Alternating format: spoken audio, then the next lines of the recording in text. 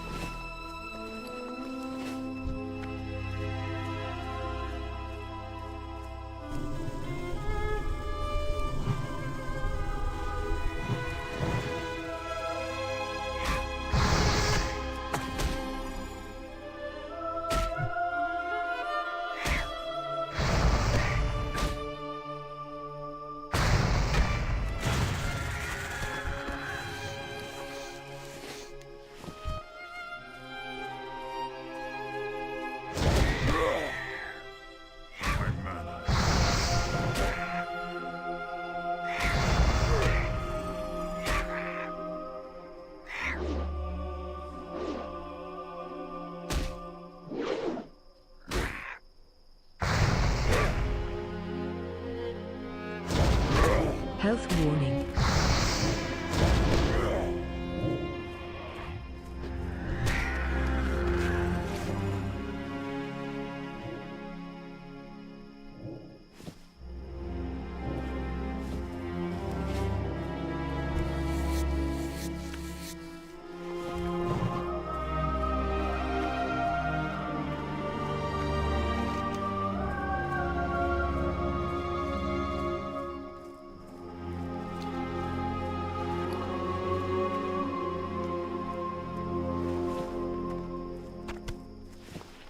Speak, friend.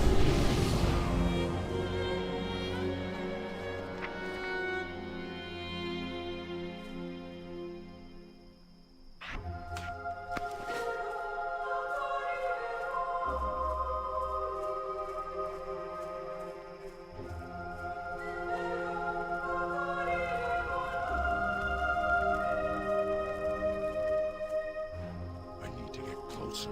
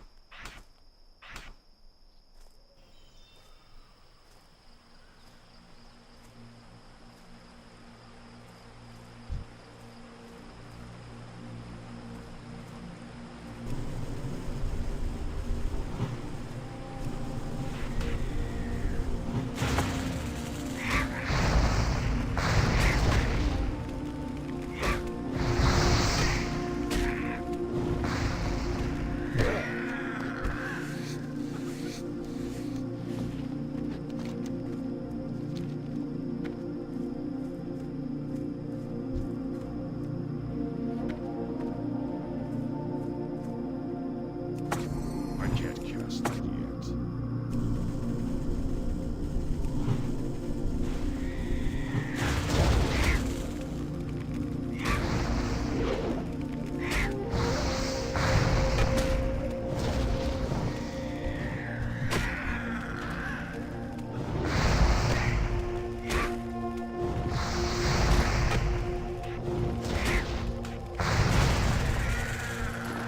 I can't wait.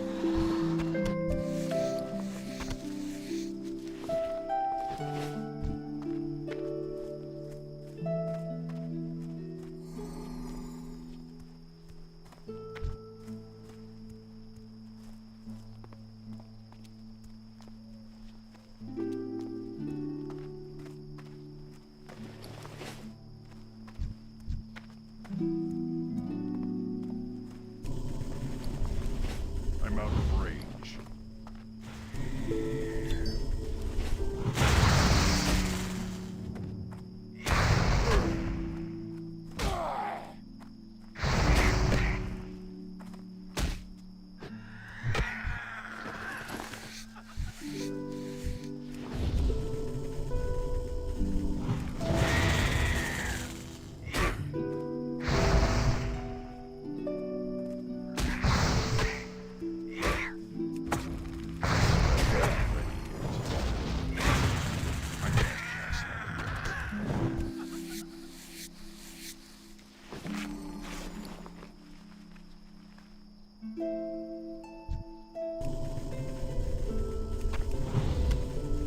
It's too far away.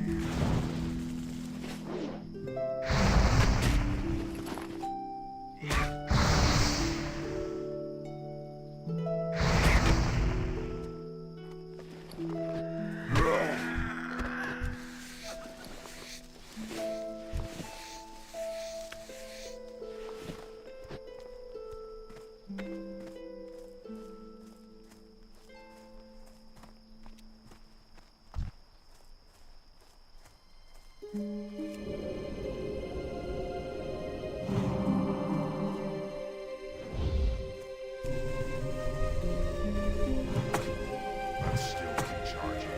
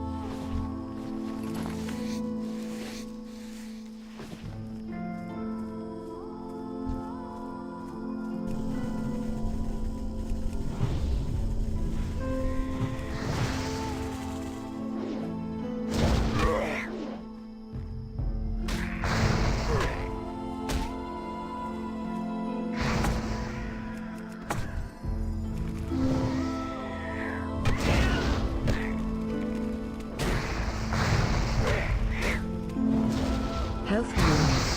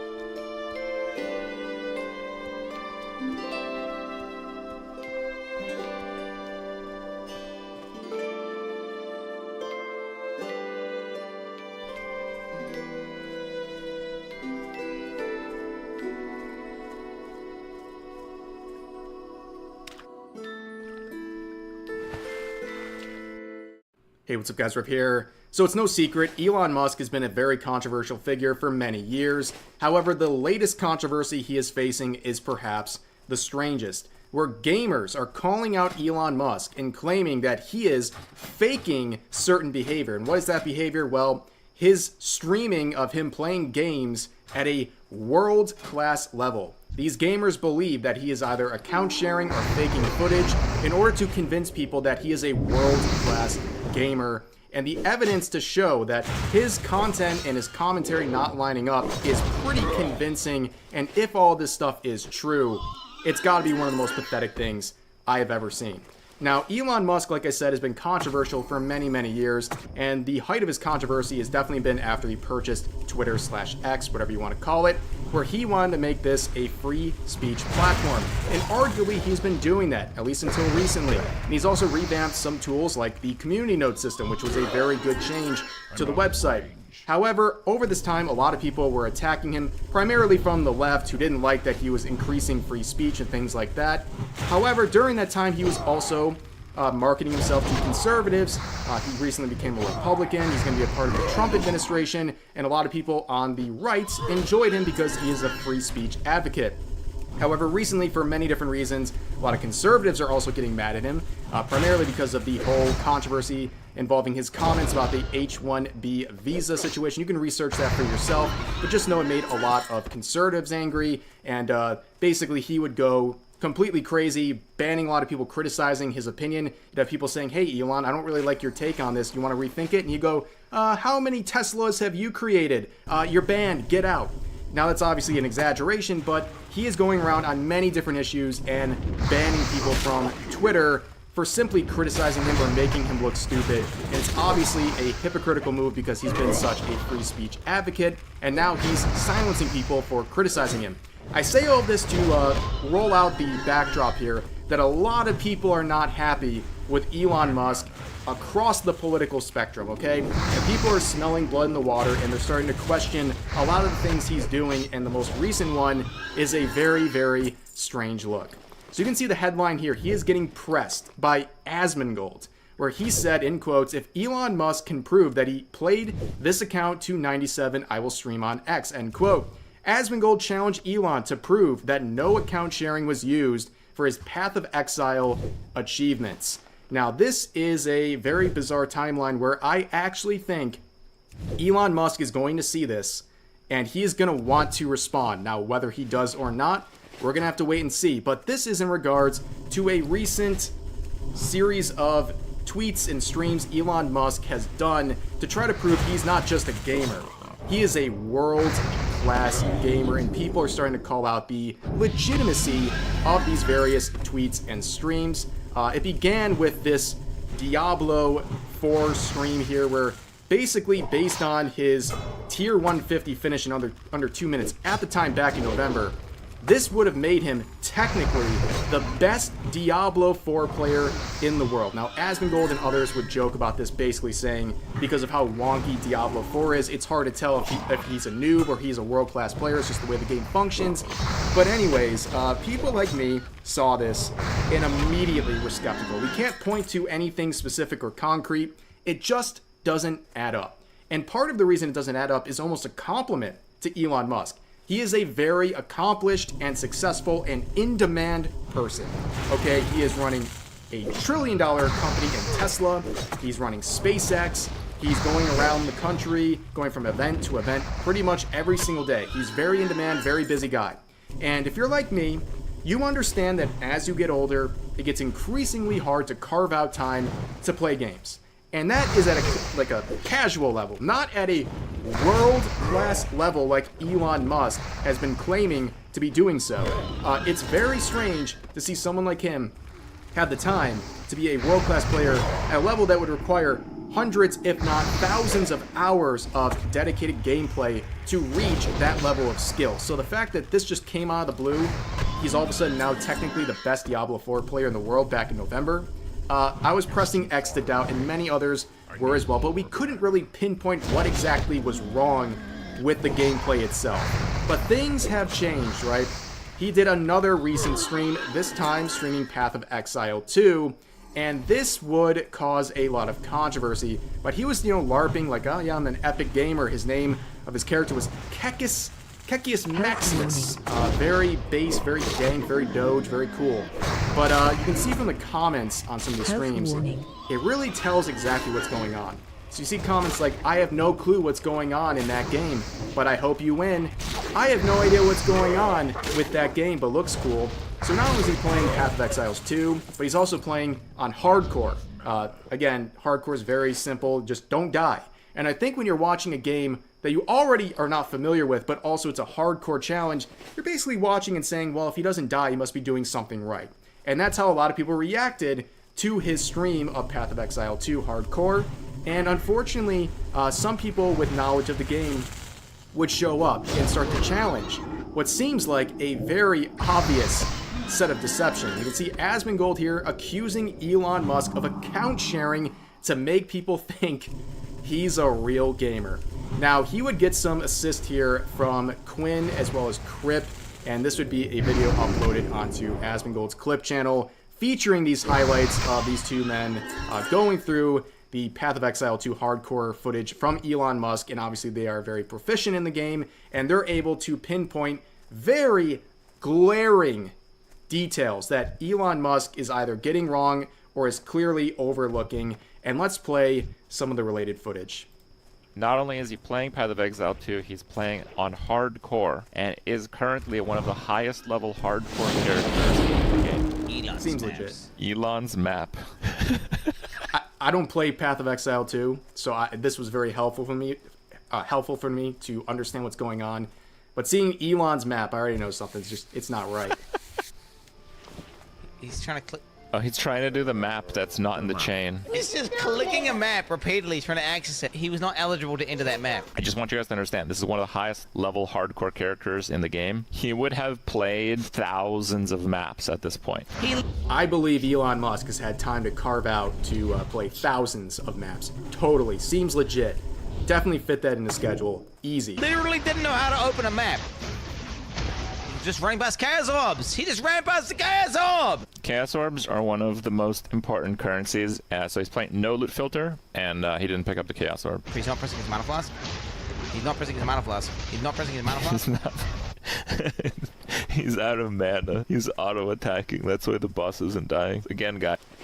The only comparison I can give is a boomer example personally, like playing a hardcore World of Warcraft, playing hardcore WoW. If I have one great addiction in life, that is the drug known as vanilla WoW. And yeah, right now and for the last couple of years, the hardcore challenge in WoW has been very popular. It's very simple, like I said, make it to level 60, don't die. So if you're watching, if you're not knowledgeable of the game, as long as the person's not dying, you're probably like, okay, they must be doing a good job. But a lot of people have gone on the bandwagon of playing hardcore WoW, especially with the anniversary server opening up a fresh round of hardcore. A lot of people who don't play WoW have tried it out, especially with the OnlyFans Guild attracting a lot of streamers. And it's very obvious when you're watching someone who doesn't understand the game. You'll see a mistake every 10 seconds, right? And in that case, those players are not trying to convince you they're world class. They're beginners and they want you to know it. But Elon Musk here is at an amazing hardcore level in Path of Exile 2, and he's trying to convince you this is legit. But when legitimate players watch it, they're seeing mistakes pretty much every 10 seconds. Guys, thousands of maps to get this character to this stage on hardcore. It's too far away. He's individually dragging the maps into the inventory. What is he doing with the map again? Dragging him over, bro. What? No, dude, he's dragging Joe Biden play. My staff is only level 62. Okay, Joe Biden I haven't been able to find a better staff. Snores right now. Okay. It's only a level 62 staff. This item here, they might be perfect. My helmet is level 56. Bro. Int, lightning, and chaos resist. Okay. It's only 56, guys. Just to explain for non-players, this is not World of Warcraft, and Elon thinks that since the item is way lower level than his own character, then it must be bad. Talking about that's like. Yeah, and also to add from just looking around, apparently too, it's a very wonky system where a level 40 item can have better stats than something that is a level 70 item. So it's very obvious that he's going on kind of the classic MMO type tracking here, like a filthy WoW player, you know, just seeing, oh, higher item level, it must be better, when that's not the reality in Path of Exile 2. Like, that's an insanely good helmet. That ring is crazy. Bro, if he says this ring is bad, bro, I swear to God, bro. He's only level 48. Oh my god, what is that item, dude? At least a level 75 jacket. Jacket? I guess it's a jacket. I've just never heard anyone call body armor in PoE a jacket. Level 52 here. Level 52 here. Like, this is crazy. That's the best glove in the game by like a colossal. It's the most OP item in the game by a colossal margin. Oh, Elon, bro, why have you done this to me, man? This is a disaster. Now, what I think is even This is the biggest scandal Elon Musk has ever faced. I believe that legitimately. It is the worst scandal he's ever faced. It's the most damning. You know what? Elon Musk is focused on his ego, okay? That is the most important thing to Elon Musk. The trillions of dollars, forget it, who cares? The SpaceX, Tesla, who cares? But looking cool, looking Le Epic based to Redditors and stuff like that and the gamers, that is the most important thing to him.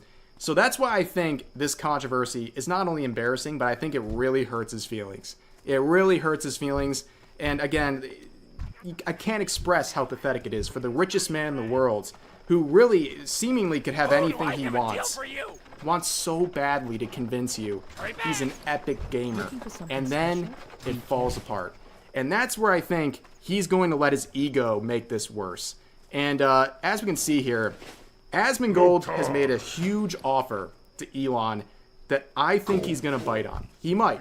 It's not super likely, but I think there's a chance. the question. Did Elon Musk play this account to level 97? The answer is very simple. No.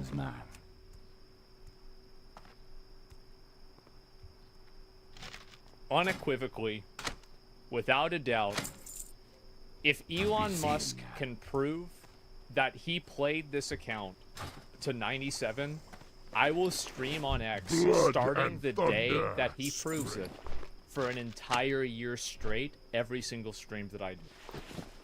That's a huge offer, by the way. I think it's smart because not only is it challenging Elon Musk's ego, it's also giving him something he's wanted very badly. Elon Musk is trying really hard to get content creators to post their videos and stream their content on X. And nobody's doing it because it's a terrible investment. It's not even worth multicasting because the ad revenue is horrible and the streaming quality is abysmal. It's a PowerPoint presentation in many cases. And there's no incentive, like I said, not even a simulcast onto X. It's just not worth the bandwidth you're wasting on doing it. But we've seen him try to go after, when I say he, I mean Elon Musk, try to get Mr. Beast and others to come over to this platform. And now you have Asmongold, one of the biggest streamers in the world, saying he will stream on X for a year. Now, it'd be a multi-stream. That is the caveat here. He's not going to stop streaming on Twitch.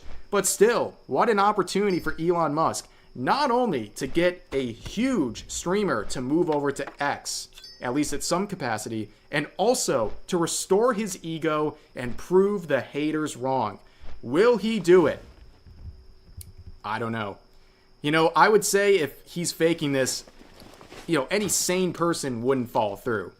But I think his ego is so important that he's going to try. He's going to try something, and it's going to backfire. If he's really faking this stuff and the evidence looks pretty damning, he's going to make a really big fool out of himself. And honestly, I mean, that's free content for me. But a lot of people are defending Elon Musk, and a lot of people are making fun of Elon Musk. And this comment is, this is gold, saying Elon using Tesla H1Bs to be the best damn player in the world.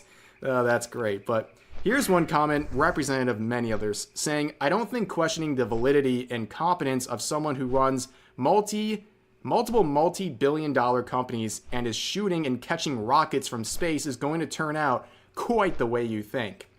Yeah, that's an interesting comment, basically saying, well, this guy's very accomplished. Don't question what he's doing. I think right now we're not questioning his genius, his ability to make great things in the world. He's clearly a very intelligent, very successful, very wealthy guy. We get it. That's what makes this situation so bizarre. It makes it so bizarre because his ego is that important, and his priorities are so out of whack that he wants to prove to a bunch of people on social media that he's an epic gamer, and he will risk going down with the ship and ruining his reputation and humiliating himself to prove this. That's how important this is, that he would risk all of that. And also, you know, I think it's fair to also say, like, if he's faking his knowledge and experience with gaming of all things, like, what else is he faking at this time? You know, it draws a lot of questions into who he is and really the quality of his character at the very least. I can sit here and acknowledge he's done some amazing things for the world. He's a very intelligent guy, very successful, and I do believe he's made some very positive changes to X as well. I won't overlook those, but this is a horrible look, and anyone being objective about this knows that he has dug himself into a corner where he is being essentially held ransom by Asmongold. He did this to himself, and it's absolutely wild. But anyways, that's going to do it for the situation. We'll see if Elon Musk responds, and if he does, we'll cover it here. But for now, feel free to share your thoughts about today's topics in the comment section down below. Hope you guys enjoyed the video, and I'll see you next time. Ishnialo Bora. May the Earth Mother smile upon.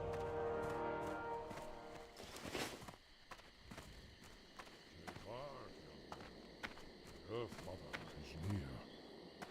I am Cairn, Chief of the Bloodhoof Tauren.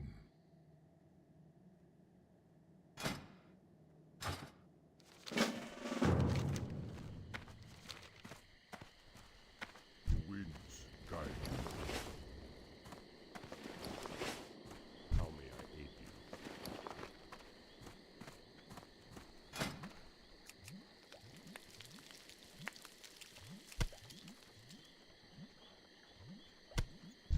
How may I aid you? Well, Eternal sunshine. winds be at your back.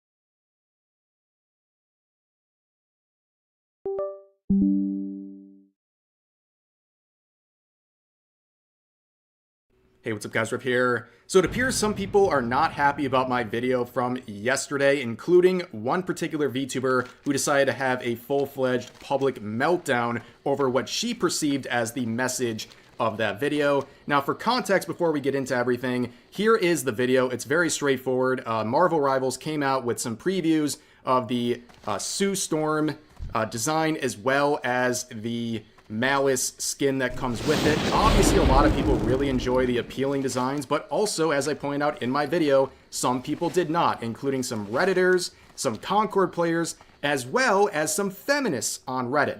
And to prove that latter part, I used this post on Reddit from a subreddit that is frequented by feminists that was saying things like that this is a Gooner skin, that it's ugly, and so on and so forth. And of course, this post would get a good amount of traction. Despite being controversial and getting a lot of downvotes, it ended with 624 upvotes before the post was deleted by the person who originally posted it. So I guess that's a W for us. But anyways, here is the VTuber who was very upset about my video as well as Hero Hayes' video on the similar subject.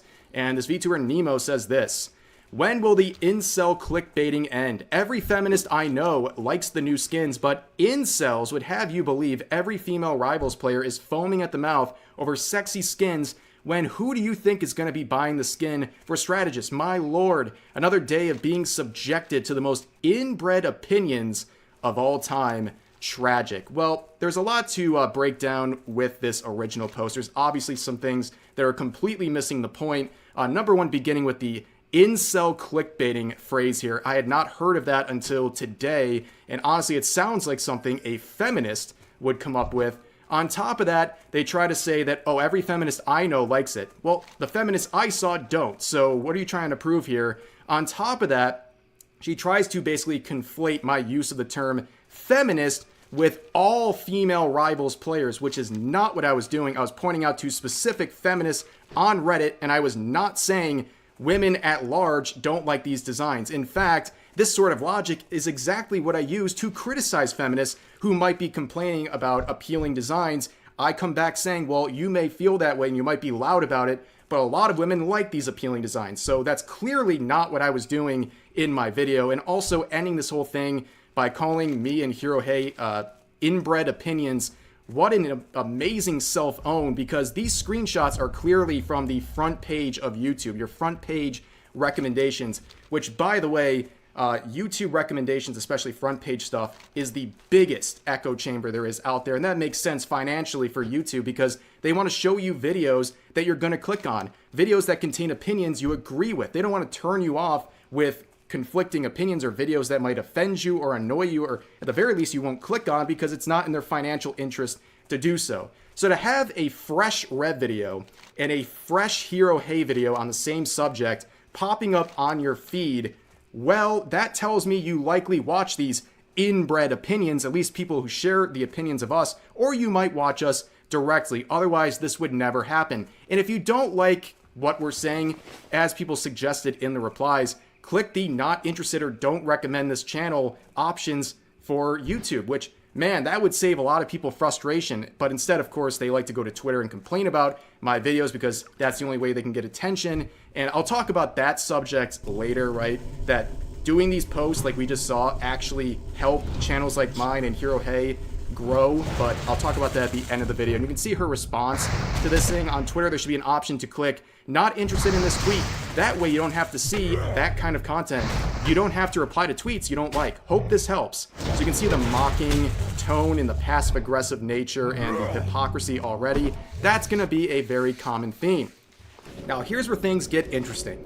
So my wife, Darling Straub, she woke up this morning and chose violence. She decided to respond to this post, ratioing the original poster in her own tweet, saying this: "But there were feminists on Reddit that were mad. There are people mad about these types of skins in games. Sorry, but making a good thumbnail that people click on isn't a crime. If you don't like it, maybe just press uninterested and move on with your day." A completely rational and fair thing to say, okay?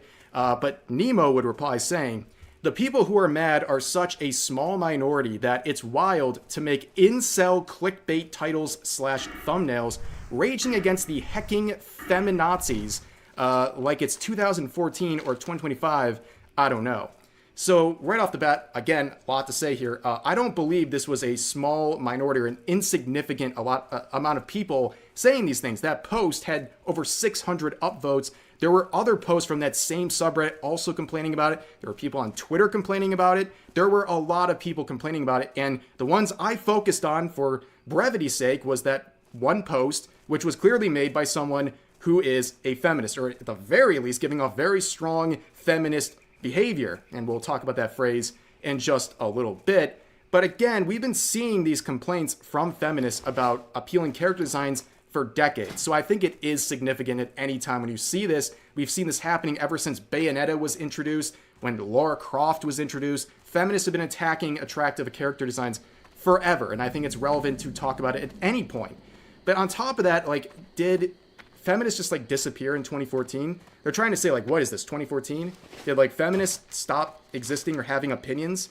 Like, I'm allowed to talk about feminists on my YouTube channel whenever I want. And also what she's doing here with the way I talk about feminists and categorizing in a certain way, she's doing the exact same thing with incels and just doesn't see the irony there. And also implying that, like, with the incel clickbait, do you think like every person who watches my videos are incels? Like, that video has over 100k views. You think over 100k incels came together to watch this video? It's like an incel meetup or something. It's a lot of copium, okay? I already know it's like a lot of copium to call the person who disagrees with you an incel, but now we're going a step further and saying everyone who supports you is also an incel. That is some amazing levels of cope.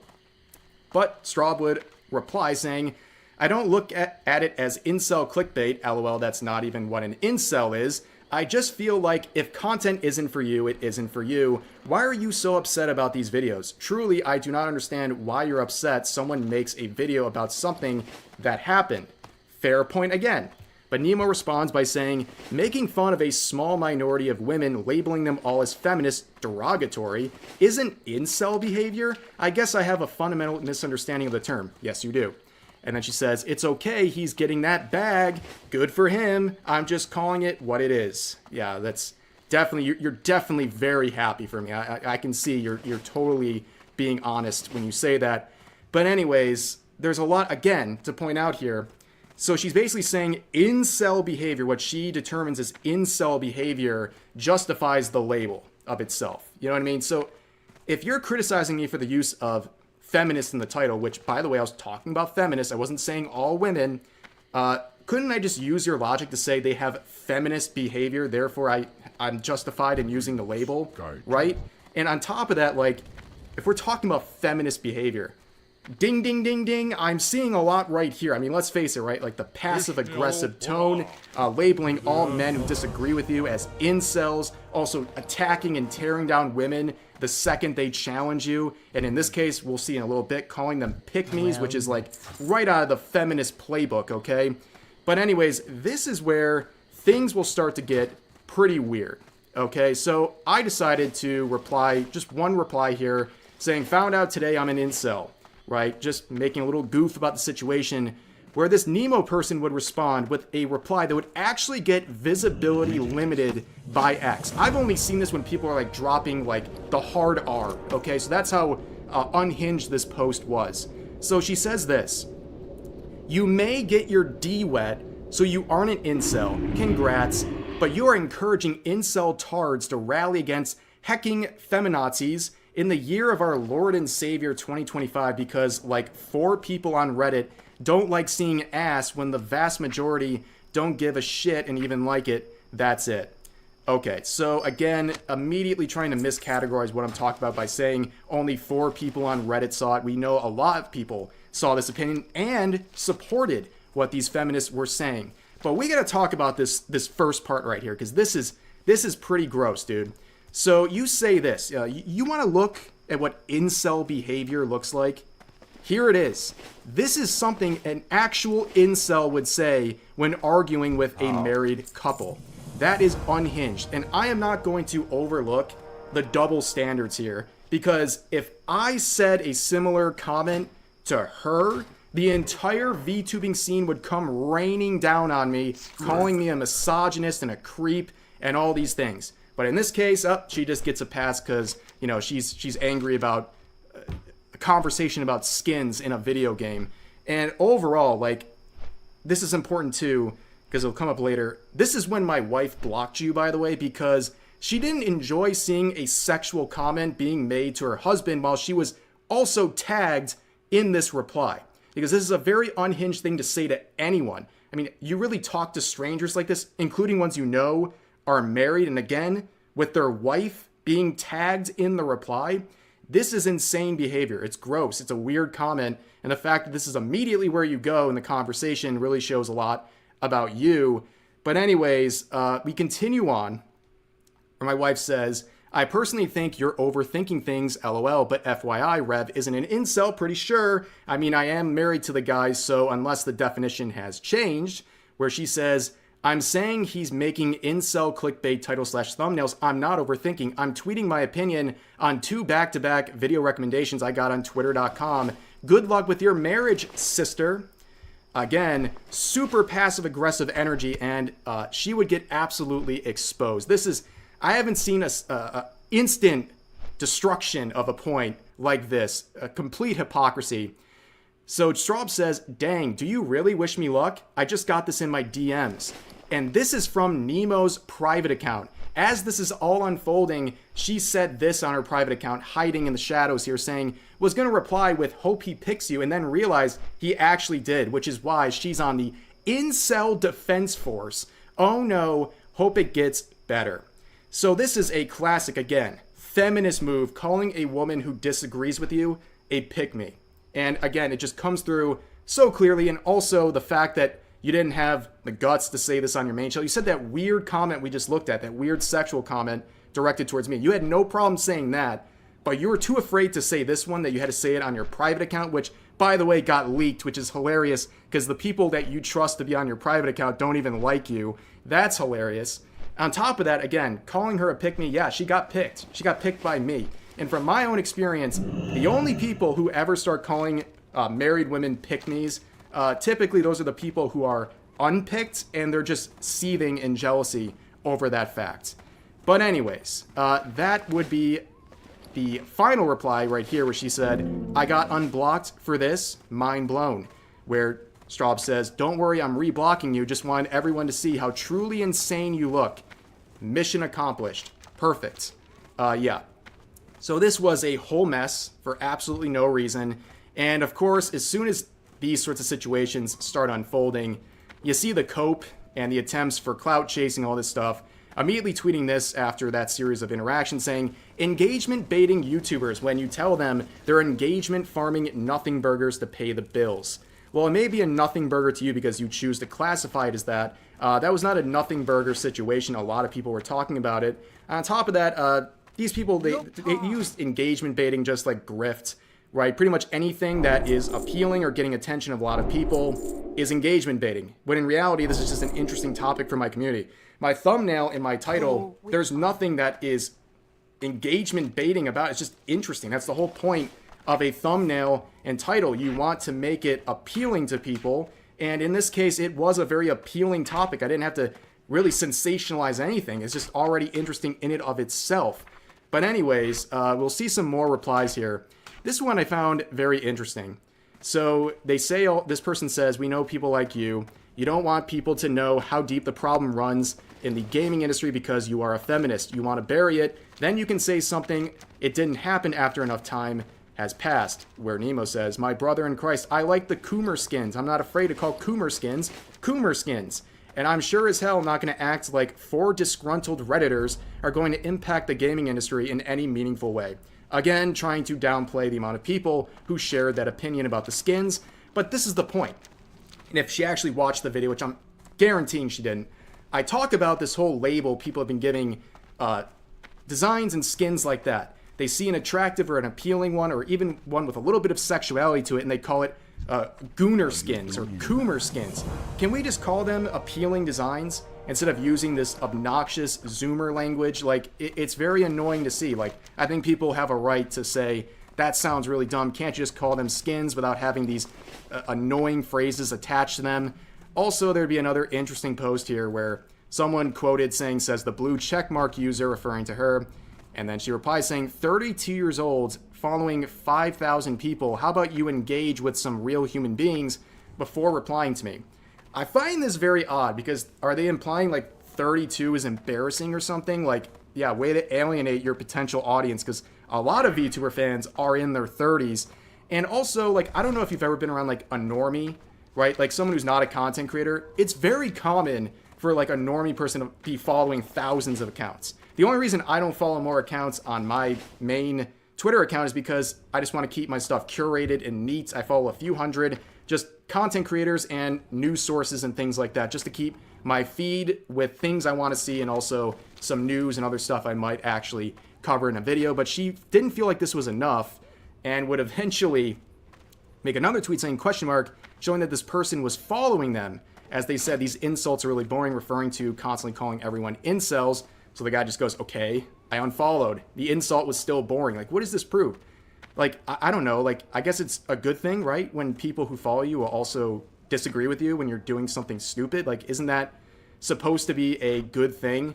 But overall, she would also make this reply saying, yes, I am pointing and laughing at YouTubers mauling at 3 people on Reddit. Yeah, you seem so unbothered. Yeah, we're mauling so hard right now, and you're just calm, cool, and having a good time, and definitely not seething, especially like how we saw on your private account, which she's having a breakdown and trying to find out the leaker on the private account, which is really funny. But I want to go back to this whole situation here. If I can get the right damn tab. Here's the whole thing with posts like this. I hinted at this earlier.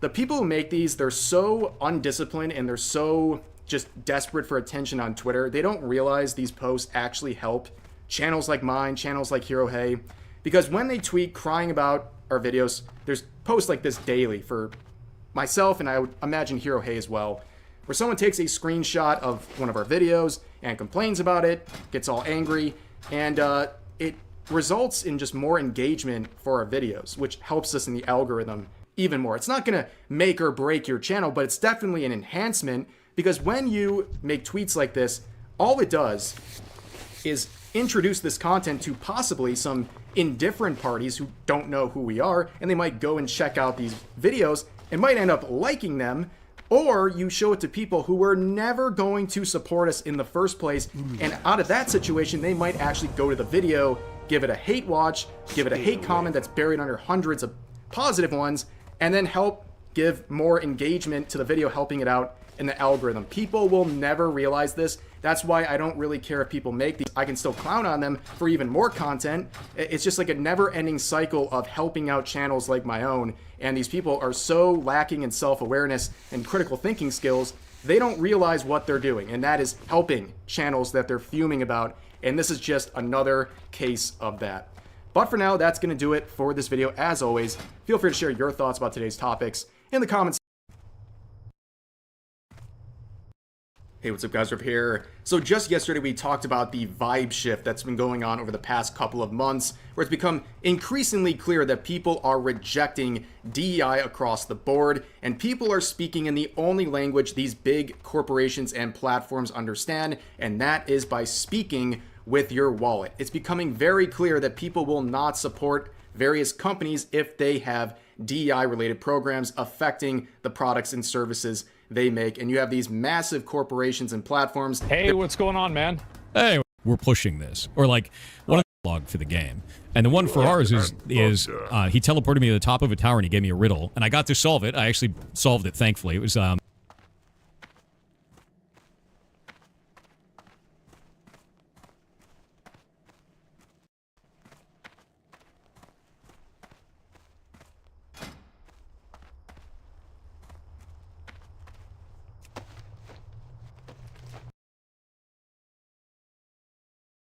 Why were vanilla dungeons so long?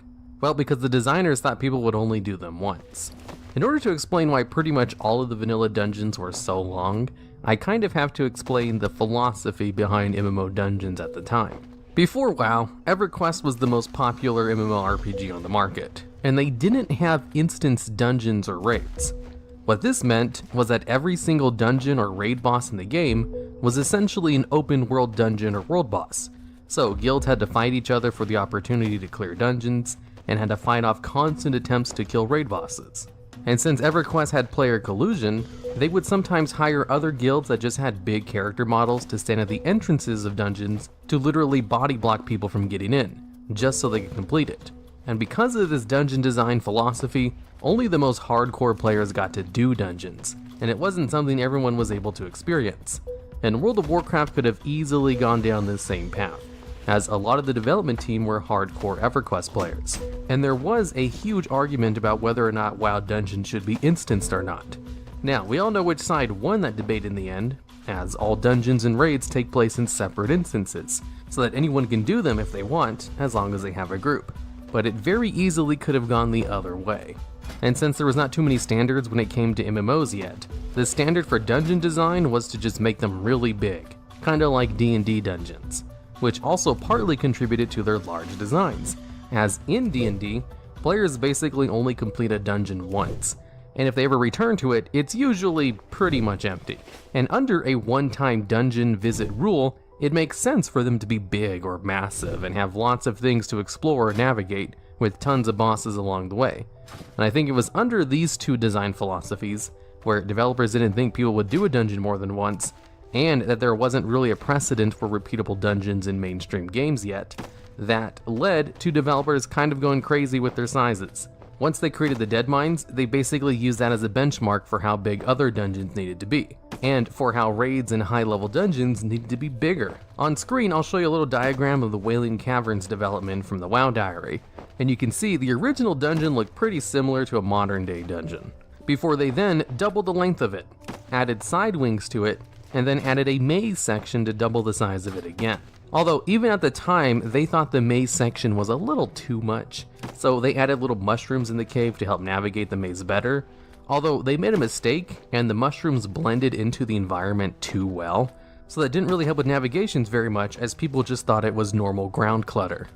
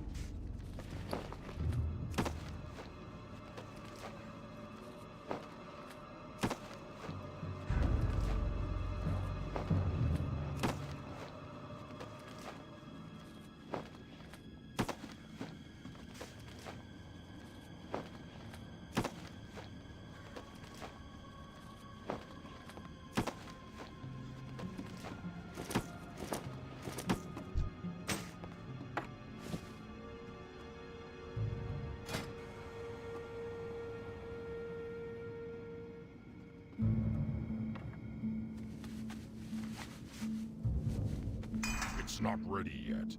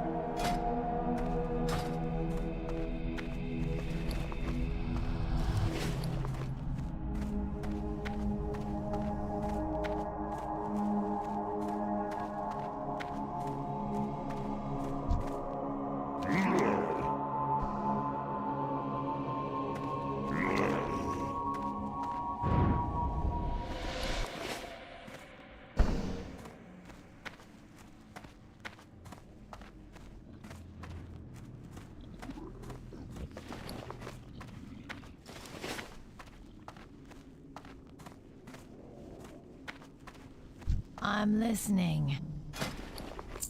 Do not seek death.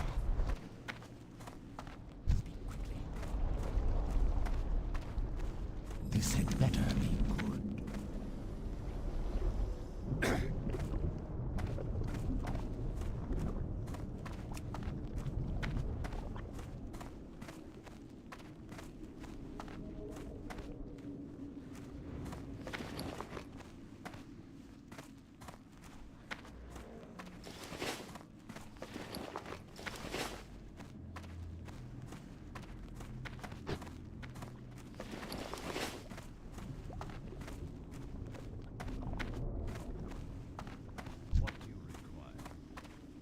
Speak quickly. I have exactly what you need. Speak quickly.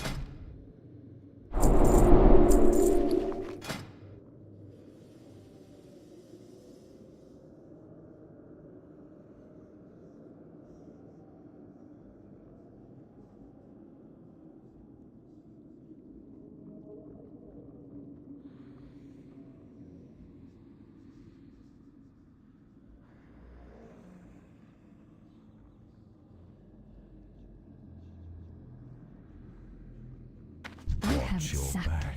Speak quickly.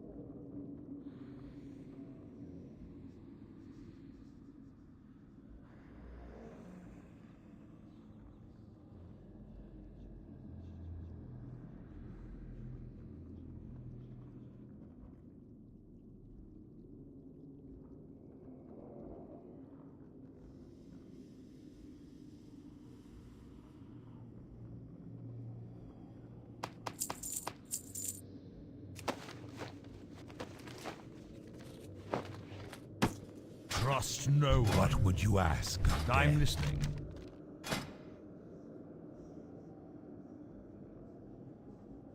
Victory for Sylvanus. What is it?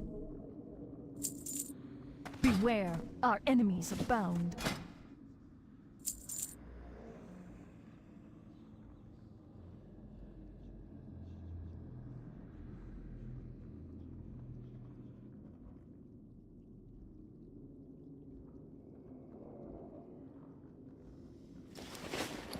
And Embrace you the are. shadow.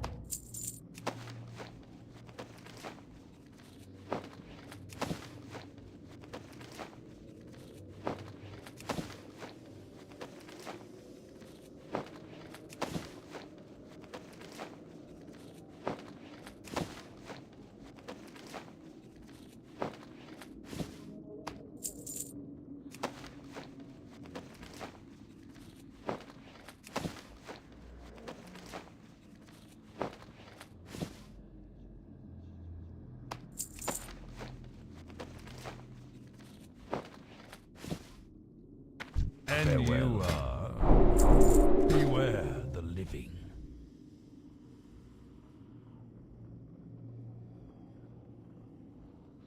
What do you require?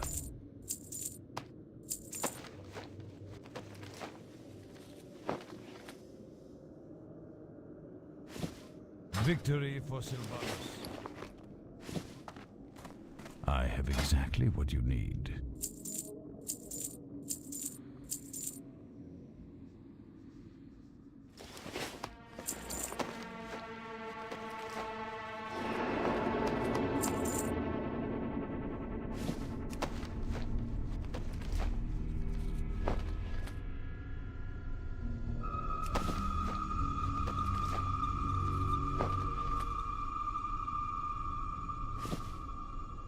Beware the living. What is it? I am forsaken. Goodbye.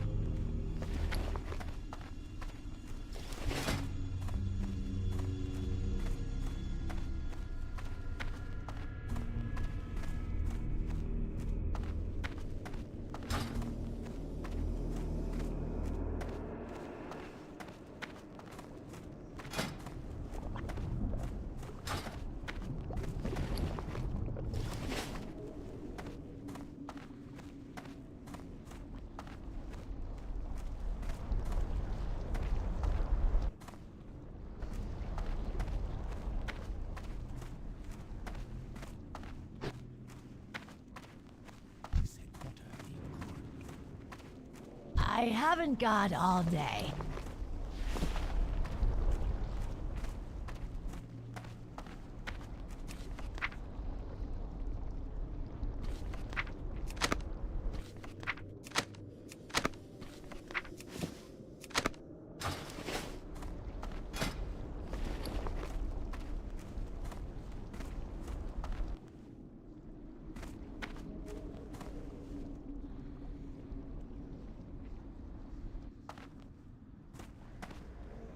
What would you ask of death?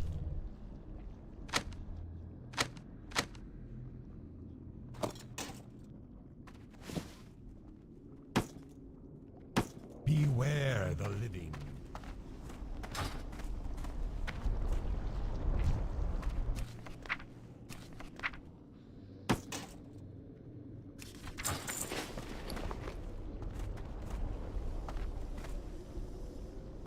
What is it?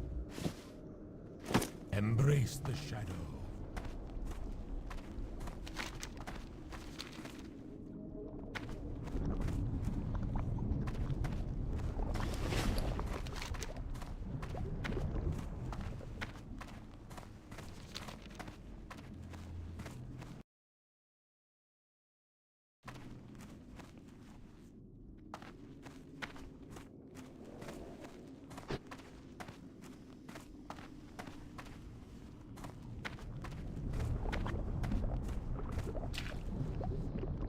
Yes, you can say it. We are proud, resentful, and have a boulder of chip on our shoulder. It is also a representation of the proxy war between the United States and the Soviet Union.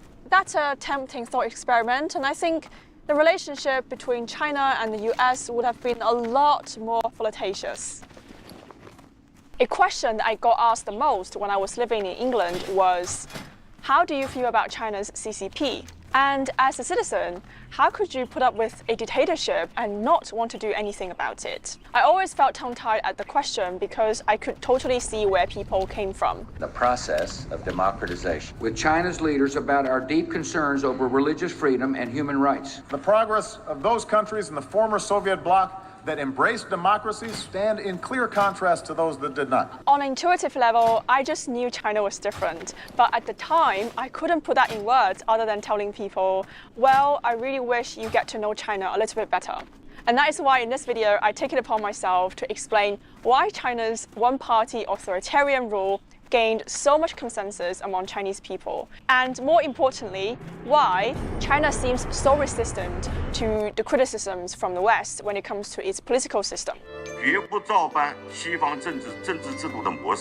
Before I do that, I just want to first point out the value and the thought tradition in the West, because that is really important to understand China and why we have such a big difference. Stay with me here, it will get more interesting. For those of you who live in a Western democratic society, people tend to have a more independent and autonomous understanding of a person.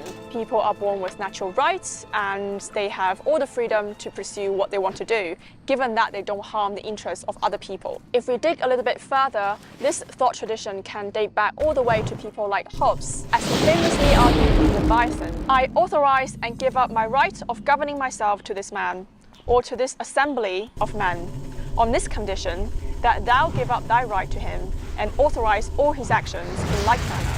Government exists out of consent from people who voluntarily give up their rights so that the government can protect their long-term interests. And so politics is about administering justice and securing human rights. The West's concern with the legitimacy of government is furthered by liberal thinkers like Locke and social contract theories like Rousseau and Tocqueville. These people provide a plethora of intellectual foundation to make sure that the state does not have absolute state power.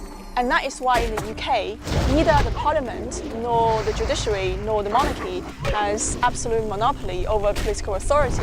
And in America's Constitution, the Bill of Rights, it protects civil liberties like freedom of speech, human rights, private properties, and limits arbitrary state power. Okay, here's the thing. In China, our political tradition and system remained pretty much the same until 1911, when Qing dynasty fell apart. And that was only because Chinese people finally realized the Qing government could not defend China from foreign invasion. For thousands of years, Chinese people had been living under an imperial system and an all-encompassing school of thought called Confucianism. Back in the olden days, Confucianism is kind of like Christianity, but nowadays in China, it is still permeating into every inch of the Chinese society, including politics. Unlike Hobbes and Locke, Confucius taught us to think of ourselves in relation to something else, our family, our society, our community, and our country. We have a moral code called filial piety. Under this ethical code, children are supposed to our family, our society, our community, and our country. We have a moral code called filial piety. Under this ethical code, children are supposed to be obedient to their parents, wives to their husbands, and people to their rulers. People higher up in the hierarchy are considered as a benign authority, which means that they are meant to take care of their subjects in terms of their well-being and happiness. So that's why when it comes to the ruler of the state, just as a father was expected to make decisions on behalf of his family, so too was the ruler expected to make decisions on behalf of his people.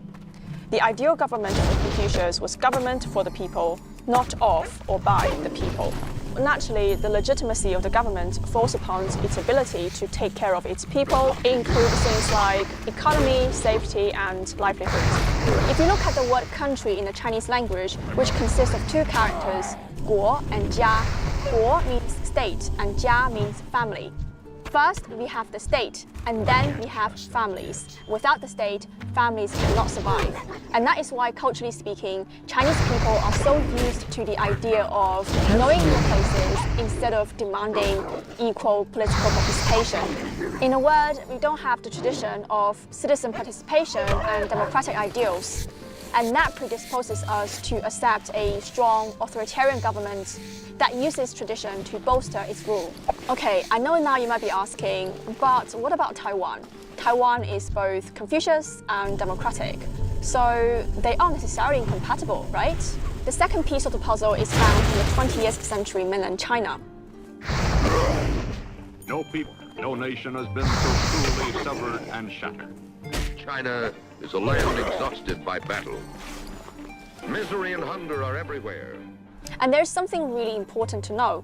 After the collapse of the Qing dynasty in 1911, the time we called the century of humiliation, China's top priority has always been state building and fighting off the imperialist powers. China at the time was still marred by territorial invasion from foreign powers, burdened from all kinds of indemnities, from the loss of war, civil strife among the warlords, and a raging inflation.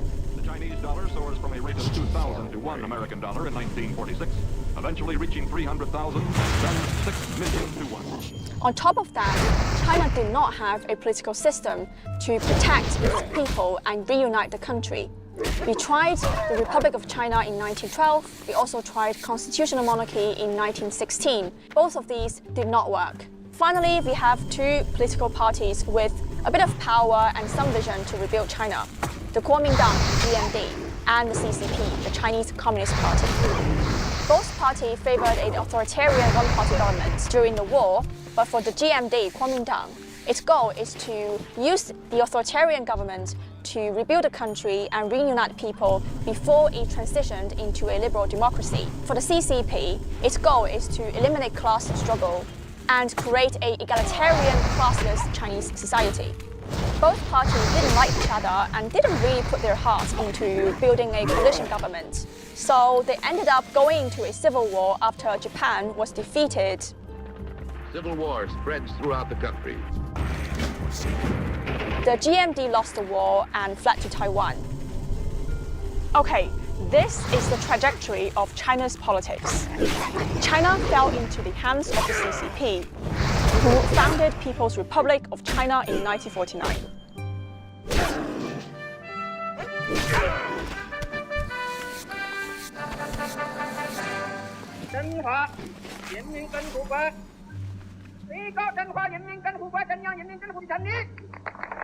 At this point, you can safely assume that the direction China took had everything to do with the vision of the CCP. The party's leader, Mao Zedong, at this point was pretty much done with using democracy to save China.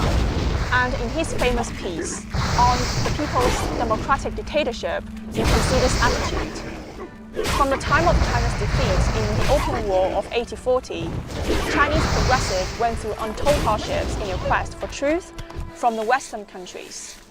In my youth, I too engaged in such studies.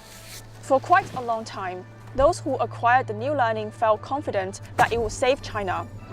But imperialist aggression shattered the fond dreams of the Chinese about learning from the West. It was very odd. Why were the teachers always committing aggression against the pupils? For him, the only path to restore China's greatness was to follow the path of the Soviet Union. Now comes for help from his old Soviet comrades. He is a classic Marxist. He wants Soviet money, Soviet machines, Soviet technicians. A 30-year friendship treaty is signed. China gets a $300 million loan. Later will come machinery and advisors. Through revolutions to create a classless society and eradicate all the imperialist powers inside China. They portray Uncle Sam as their arch-enemy. There are appeals to their pride, their nationalism, their hatreds. In China's early state building, it basically copied the system of the Soviet Union, including its constitution, one-party dictatorship, the Leninist centralism to ensure the CCP control, and the land reform to abolish the private property. No. The rest is history. China is the way it is, not only because it has an intellectual foundation, but also it is a result of wars, trauma, self-determination, and international influence. It is also a representation of the proxy war between the United States and the Soviet Union. I know at this point you might want to argue with me and say, well, all of that doesn't quite excuse the fact that China has suffered so many catastrophes under the CCP government, things like the Great Famine and the Cultural Revolution. You know, things like that would never happen in a democratic country because we have process, we have system, we have accountability. That is a solid point, and I won't even defend it. We have a very flawed system. But we are only looking at how China came about and why it is still existing and how it makes sense to its people. Which lands on to my last point, the reason why China seems so resistant to the criticisms from the West when it comes to its policies in foreign affairs, politics, and economy is because Chinese people share a very, very nationalist narrative towards the past. Remember the term 100 years of humiliation I talked about when I mentioned the Chinese history, the time when China was invaded by foreign powers and was suffering from war. That is a big, big part of our collective memory and how we remembered our solidarity. It kind of goes something like this. China as the Zhongguo, the Middle Kingdom, had once fallen from grace. And we Chinese people had struggled through the war. Finally, we achieved independence and supercharged our economy. That kind of makes us entitled to having our own values and systems and ways of doing things. It's the interplay of culture, of history, and national grievances that make up the consciousness of the Chinese people today. And yes, you can say it, we are proud, resentful, and have a boulder of chip on our shoulder. Are we biased? Yes. Is this emotional? Yes. Is this ever going to change? I know some of you still have doubts and you might be thinking, well, I wish the Kuomintang won the war, then China would have been a lot different. That's a tempting thought experiment, and I think the relationship between China and the US would have been a lot more flirtatious. But history has happened, and China is indeed a very lonely country. I hope at this very end, you've got to learn a little bit more about China and think about the country a little bit differently. That is a short version of the making of the China today, and I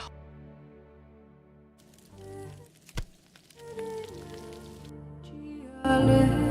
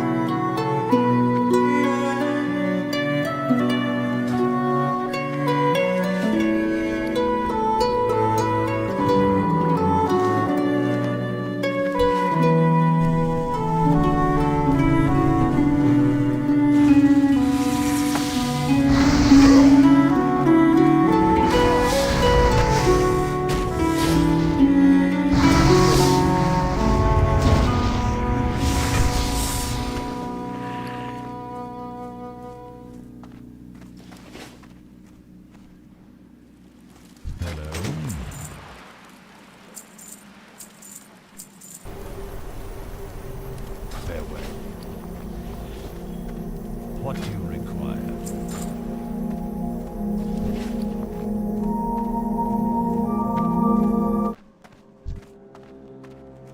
I need to get closer.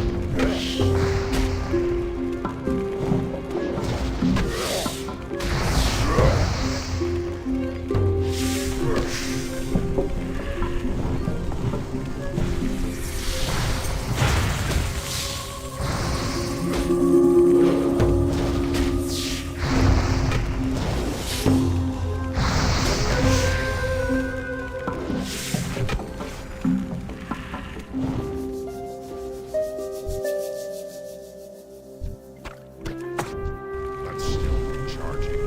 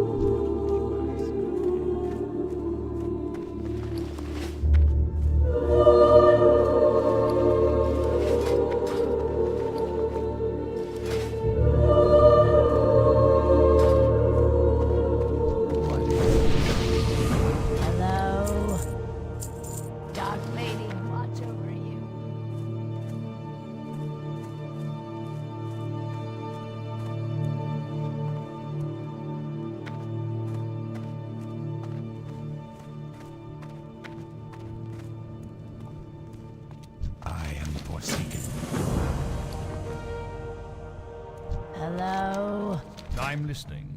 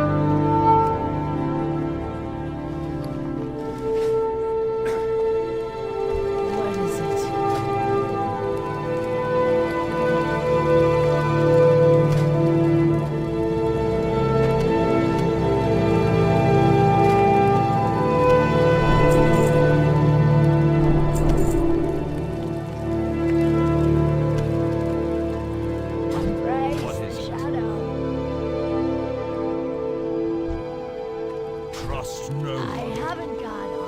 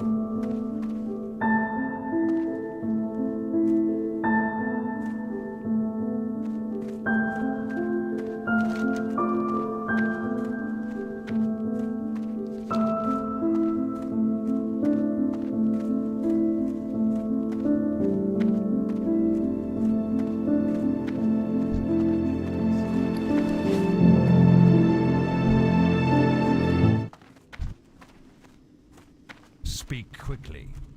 I'm listening. I'm listening.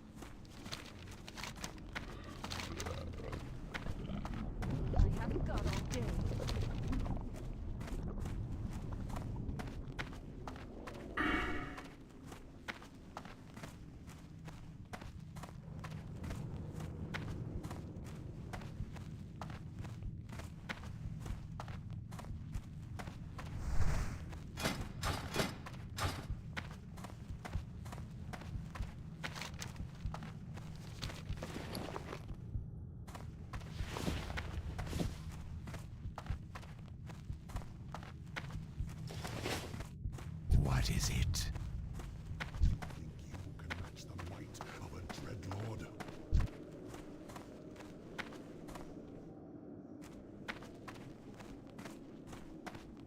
Don't waste my time.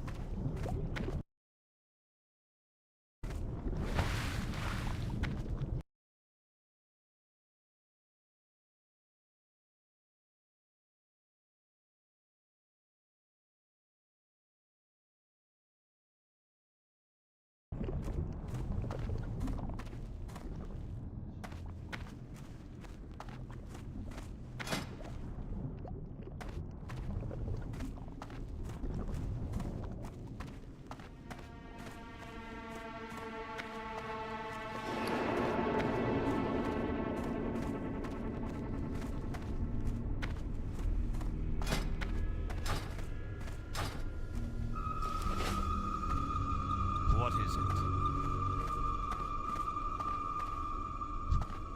I'm listening.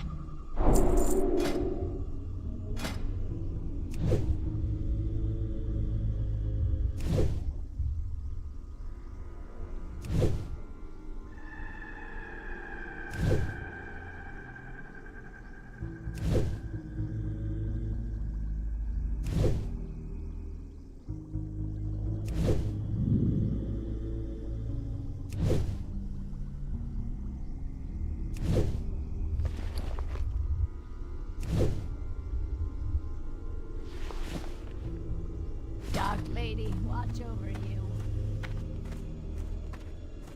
What is it? I have exactly what you need. Be quick about your business. What do you require? Watch I your have back. exactly what you need. Trust no one.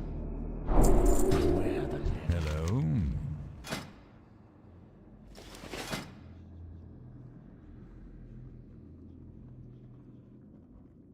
Beware. Speak quickly.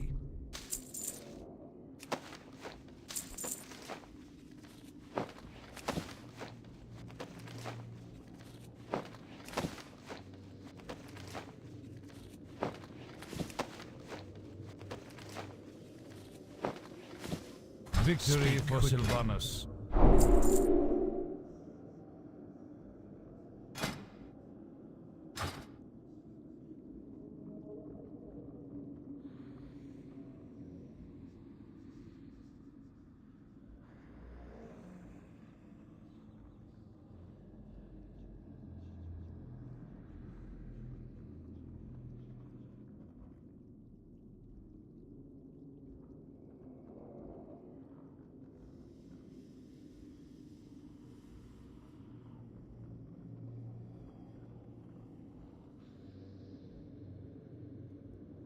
Watch your back. And you are... Victory for Sylvanus.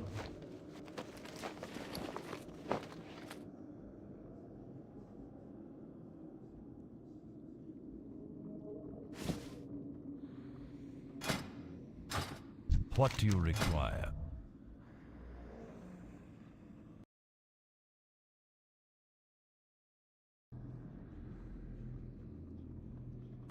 I'm listening. No one.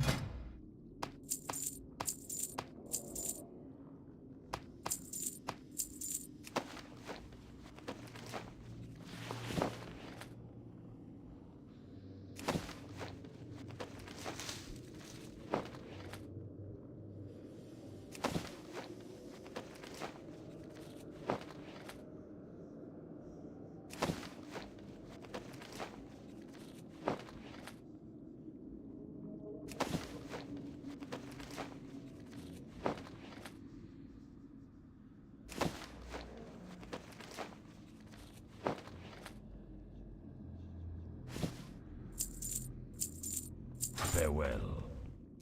And you are...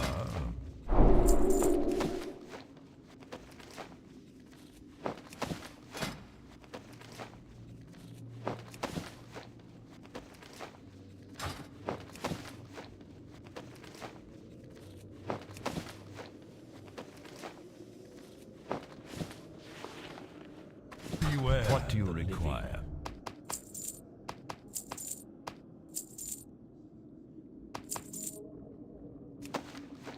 Farewell. I'm listening.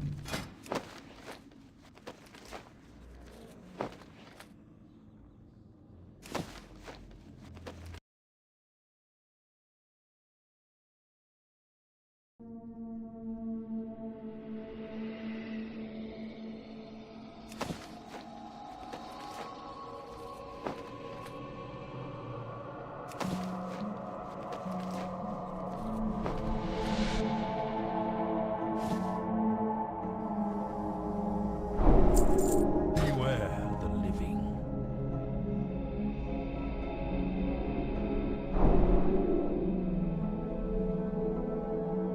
I am forsaken.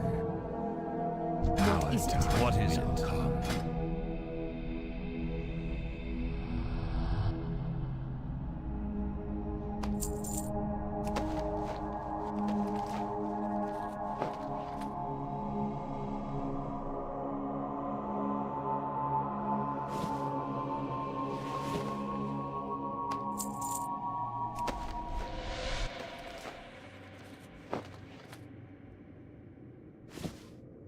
Watch your back.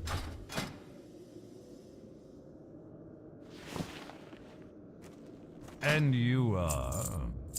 Trust no one.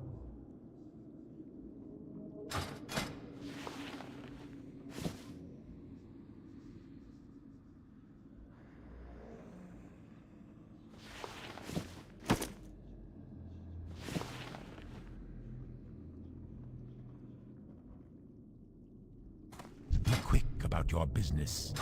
I have exactly what you need.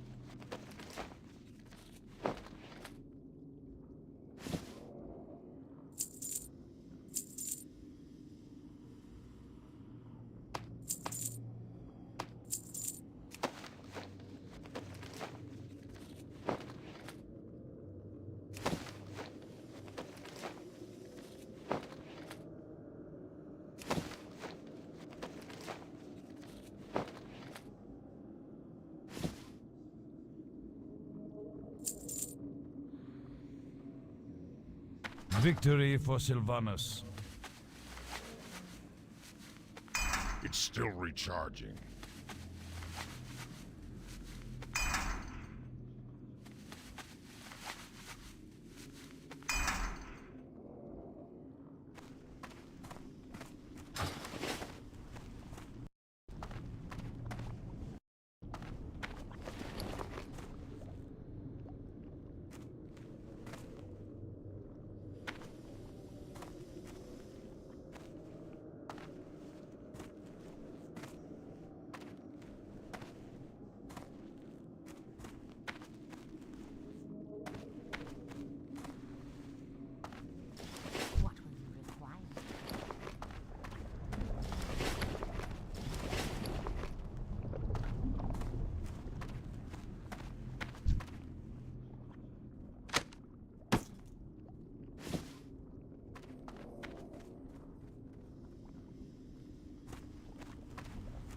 What do you require?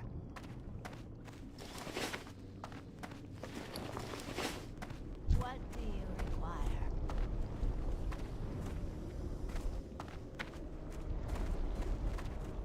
I am forsaken.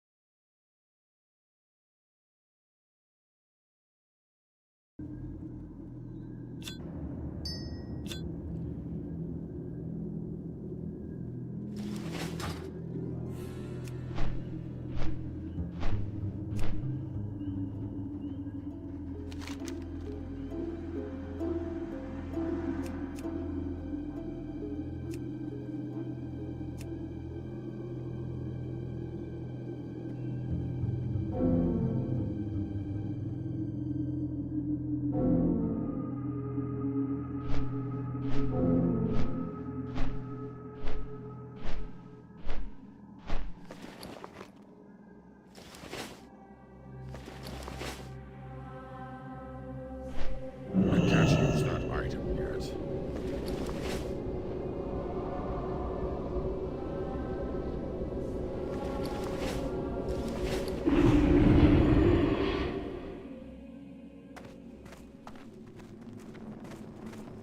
I'm out of range.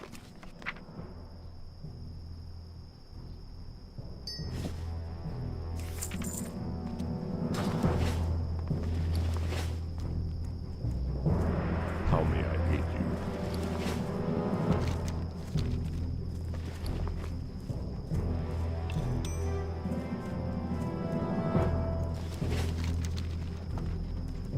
So, draw on.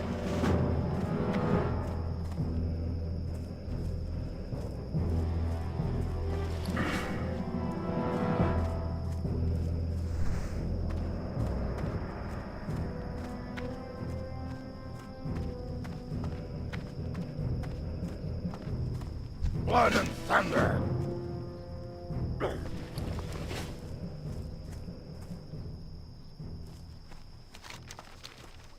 That better be good.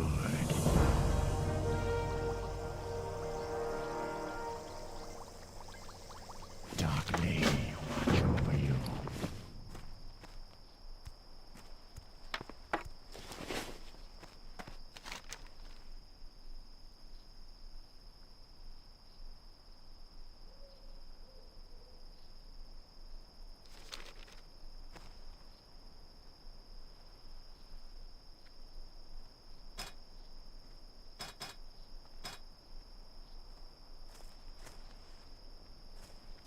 Draw on.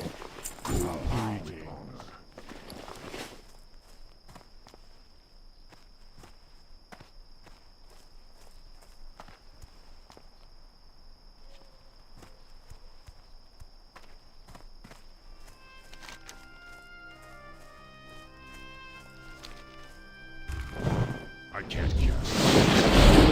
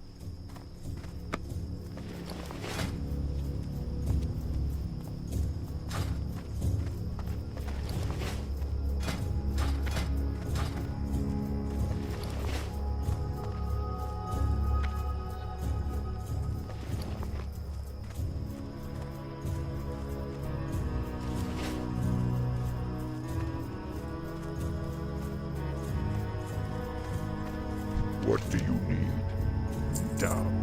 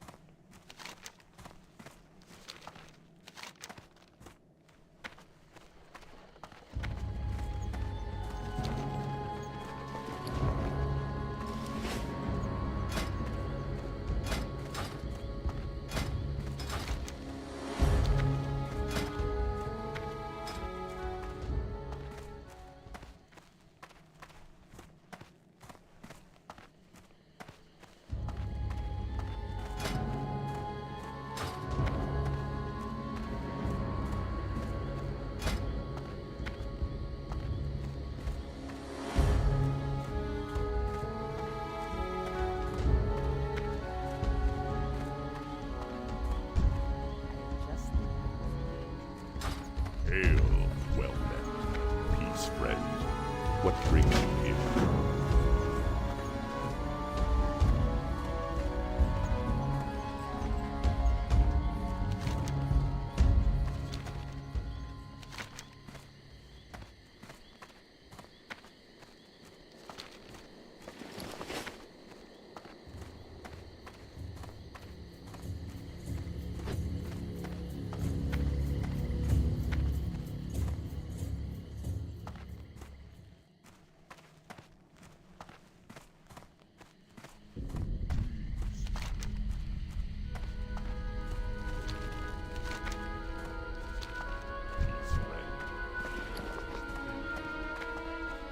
What brings you here? You We wish to shall speak? meet May again. the eternal sun shine.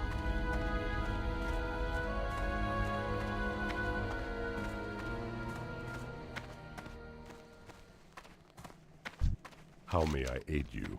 Ancestors watch over you.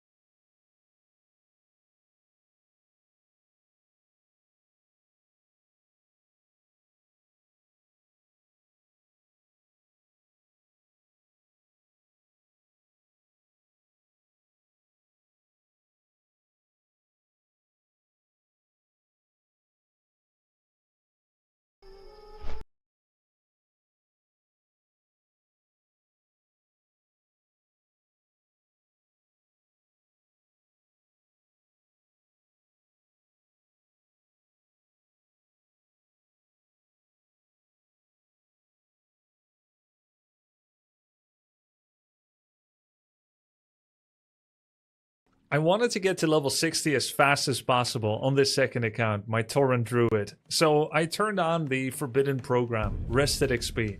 Initially, when I started playing World of Warcraft, my chat bade me not to use Rested XP, as they felt it might cheapen my journey as a first-time WoW experience. Rested XP is a program